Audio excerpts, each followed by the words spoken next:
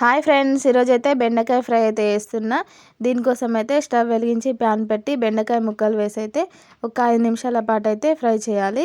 ఇప్పుడు వీటిని అయితే ఒక ప్లేట్లోకి తీసుకొని మళ్ళీ అదే ప్యాన్లో కొద్దిగా నూనె వేసి పల్లీలు వేసి ఒక 5 నిమిషాలు ఫ్రై అయిన తర్వాత ఒక గిన్నెలోకి తీసుకొని పక్కన పెట్టుకోవాలి.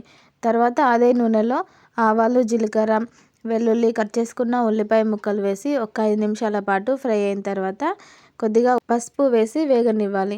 తర్వాత బెండకాయ ముక్కలు వేసి 5 నిమిషాలు ఫ్రై చేసిన తర్వాత రుచికి సరిపడా ఉప్పు, కారం వేసి బాగా ఫ్రై అయిన తర్వాత మనం వేయించి పెట్టుకున్న పల్లీలను అయితే దీనిలో వేసి ఒకసారి కలిపి ఒక 5 నిమిషాల పాటు ఉడకనివ్వాలి.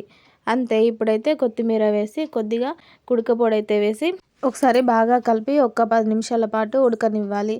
అంతే. టేస్టీ బెండకాయ ఫ్రై అయితే రెడీ అయింది.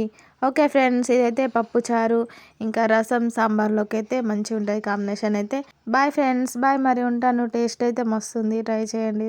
Like, subscribe, bye.